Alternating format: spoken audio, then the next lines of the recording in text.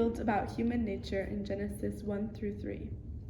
So humans were created to be like God, and God created man to be superior from all animals and rule over all creatures. God created Eve from the rib of Adam and to show love and unity to each other. The goal of humans are different from all other creatures because we are capable of reasoning and unique things in God's eyes. Good job. So what are some consequences of the fall? Some consequences of the fall are the loss of righteousness, which happened before eating the forbidden fruit. Adam and Eve walked with God in the garden without shame, and then after they ate it, they hid from God, and God had to tell them to come out as if they were embarrassed of their nakedness.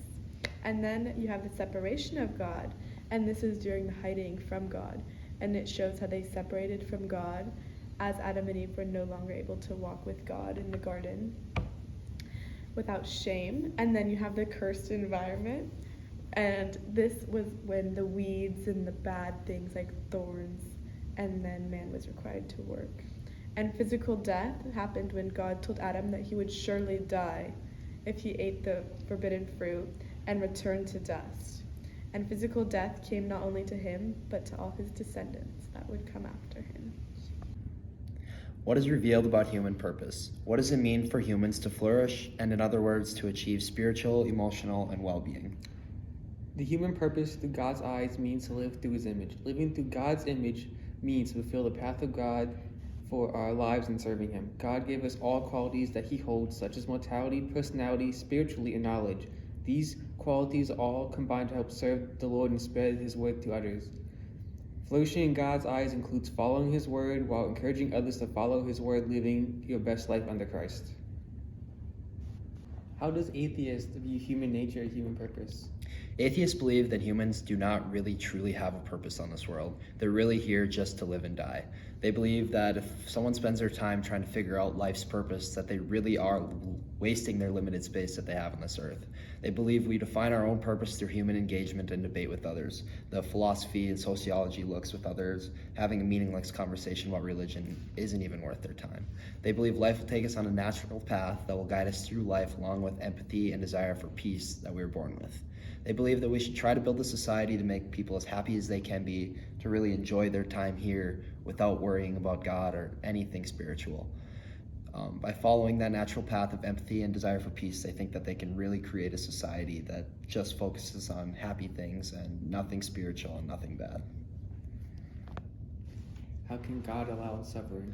Eviling and suffering is promoted by the devil, and as the professor stated in class, the devil has his limits on making humans suffer on this world, and there's nothing that anyone can do about it besides God to give him those limits.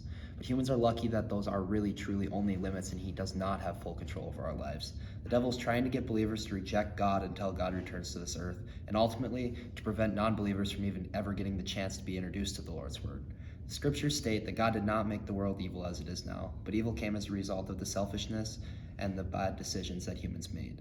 When Adam disobeyed God, they did not choose God's creation and following the Lord's word with not eating the forbidden fruit, and that choice made evil introduced into the world.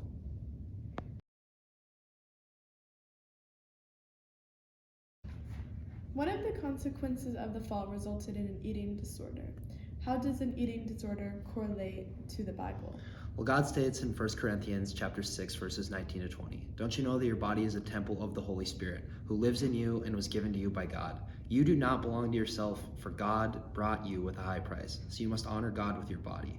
Romans chapter 14, verses 7 through 8 also states, "For none of us lives to himself, and none of us dies to himself.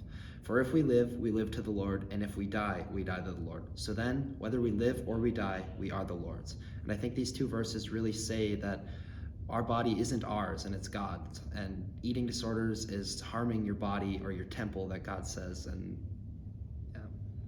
Okay, so the next is bulimia, and that's when someone repeatedly binges large amounts of food until they barf all of it out, and they keep doing that. And this includes eating like diet pills and laxatives along with over-exercising. The remaining 9 disorders include some form of either an unhealthy, low, or an obese weight gain, and eating disorders are very common and become more common with age.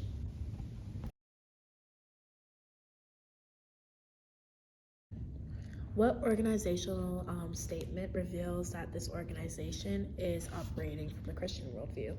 The organization we chose is For the Family, and their statement is, "Our mission is to be led by the Holy Spirit in sharing the gospel of Jesus Christ with as many people as possible by nurturing and affirming to God."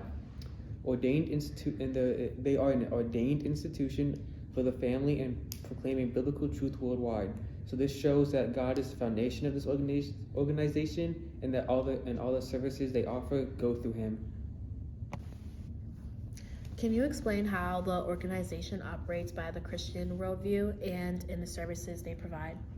So how they operate is through God's centered worldview. So they put God first. So they basically want you to understand that you are a part of God, and He's a part of you. Therefore, they want you to understand that when you go through a crisis like this, like eating disorders, for example, they want you to understand that when you are with God, He will take care of you, and He will understand what you're going through, so you can be okay, and you can live life to the fullest.